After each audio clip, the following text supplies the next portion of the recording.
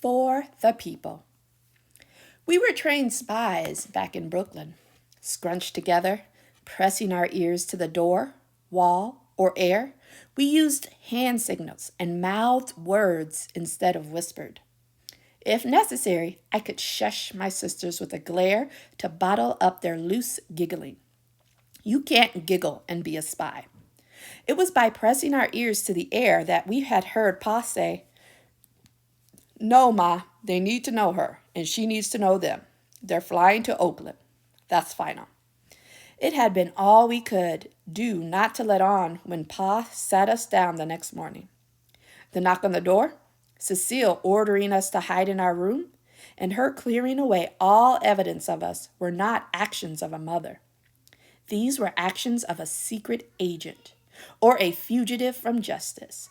Someone who doesn't open her door wide and welcoming like Big Ma does when the doorbell rings. Hers were the actions of someone who wears hats, scarves, and shades to keep from being recognized. Kind of like the guy in the phone booth, someone obviously hiding out.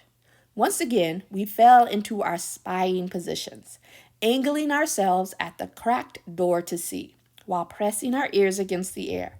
From there, we could see pieces of the three figures who entered Cecile's house.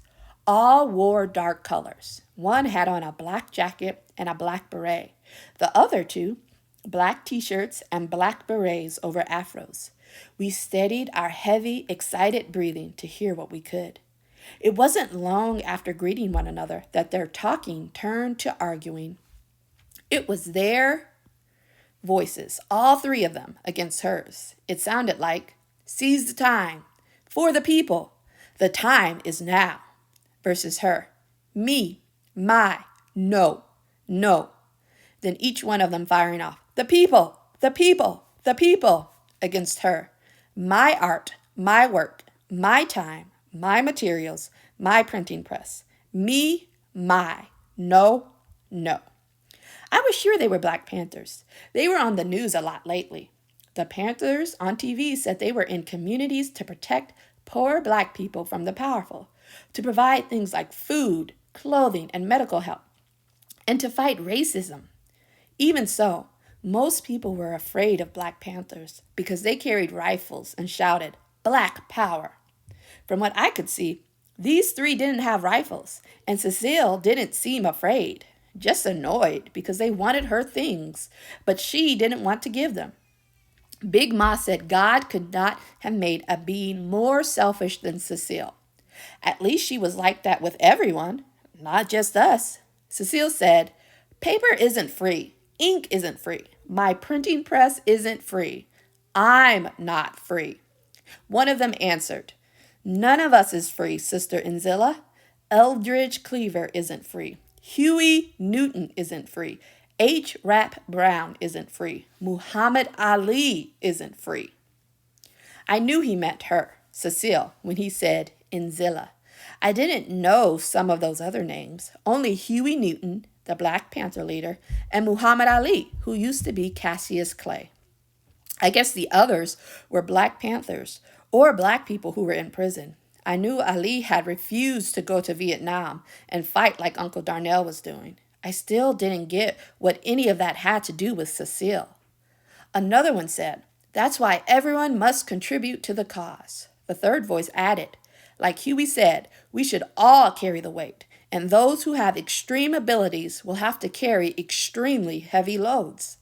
There were words thrown back and forth, long, unfamiliar words ending in shun, ism, and attic, with more talk about the people thrown in for good measure, like Big Ma throwing a pinch of salt into the cake batter.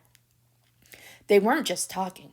The three Black Panthers were rapping, laying it down, telling it like it is, like talking was their weapon. Their words versus her words. Hers falling, theirs rising. When her voice fell as low as she would allow it, she stamped her foot and said, all right, but you got to take my kids." And shortly after, they were gone. We retreated from the door and jumped on the top daybed. This was the next part after the spy missions. Pulling together what we'd learned. Vanetta asked, "Is she giving us away? Then Fern, to those people? I shook my head no. She couldn't explain that to Papa. Or to Big Ma, Fern said. Then who were those people? Vanetta asked. In the black clothes, telling her to carry the weight. Talking. On and on and on, Fern said. They're Black Panthers. They're probably who she's running from. Vanetta asked, who are the Black Panthers? You know, like Frida's brother. I made the black power sign with my fists. Only Big Ma and I watch the news. Big Ma enjoys hearing about all the trouble going on in the world. It isn't that she actually likes it. She just needs to hear about everything and talk about it. Since Pa works all day and is tired at night, Big Ma gives me her opinions while I wash dishes. You name it, President LBJ, Ho Chi Minh in North Vietnam, Martin Luther King's funeral, Bobby Kennedy's funeral, the race riots, the sit-ins, Elizabeth Taylor's next husband, the Black Panthers. Each holds Big Ma's interests. It has something to do with Cecile's paper, I said. And her ink, Vanetta said. And the people, Fern said. We couldn't imagine what tied all three things together. Then Vanetta suggested, maybe they want her to write a poem. About the people, Fern said. Using her special inks and papers, Vanetta said. Pa had told us Cecile wrote poems, but I'd already known that. Flashes of Cecile, chanting words, tapping a rhythm with her pencil, then writing. And Uncle Darnell had said I was always there, quiet, in the kitchen while she chanted, tapped, and wrote. I'd get those flashing pictures, but in pieces. Vanetta asked, can they make you write poems? Then Vanetta fixed her voice deep like a man's. You better write a poem about the people, or else. Fern and I laughed at her. She loved entertaining us. They don't send the Black Panthers to your house to make you write a poem, I said. Vanetta eyes lit up fox bright. She had an idea. Cecile prints up her own money. How else do you think she got this house?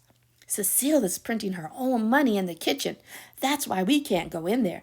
And that's why she didn't cook fried chicken. Or Nana pudding. I shook my head. With all the money she'd have to print up to buy this house, the FBI would have tracked her down and thrown her in the pokey. The pokey? That made Fern laugh. Then Vanetta and Fern started dancing and singing. You do the hokey pokey and you turn yourself around. That's what it's all about.